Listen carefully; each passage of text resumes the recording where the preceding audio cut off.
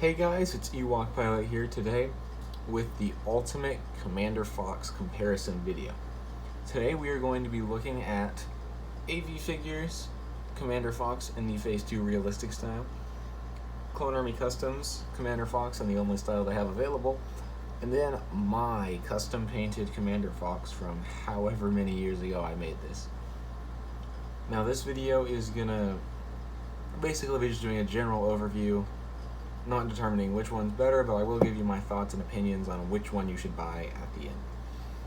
Now obviously this would be the cheapest one since I painted it many years ago, and I am willing to sell that if anyone is interested in that. But basically this guy uses a Clone Army Customs helmet and uses official Lego cloth, and official Lego blasters. I made this after watching the Wrong Jedi episode from the Clone Wars. But yeah, I think it was really good, but it is a little inaccurate on the back. As you can see, that space right there is supposed to be white, but that is alright. So starting us off, we've got these two right here are in the Clone Wars animated style that Lego has done for the print design. As you can see right here with this 501st Trooper, the design matches up very closely to this guy. And then this is in the Phase 1 animated style actually, because I used a Phase 1 torso to paint for that. And this Commander Fox is actually in the realistic style, which is the same for both Phase 1 and Phase 2 of Star Wars Clone Trooper armor.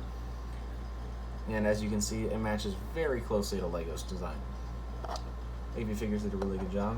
Now one of the big differences is obviously all three of these are customs in different ways. This one is decaled, this one is painted, and this one is printed.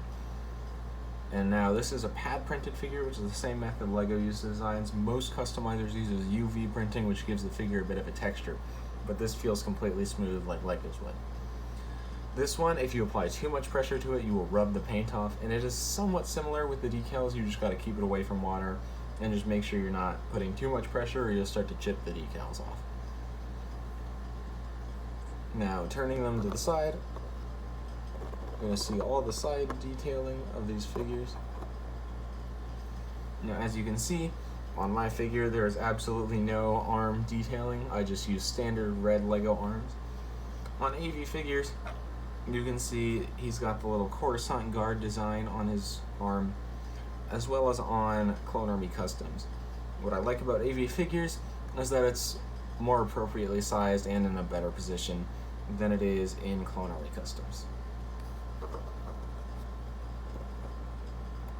Now, as previously discussed, on the backs, I don't know for sure.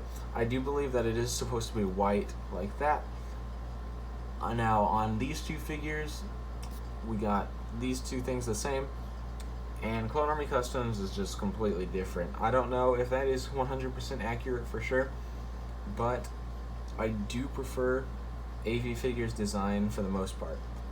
So moving on, once again, mine has absolutely nothing on the arm. You can see here on AV Figures they've got the little comm link right there, and it is just a standard, what would be a standard Commander Fox arm right there. You see the two white stripes, they're much less defined, but they're still there on AV Figures design. Oops.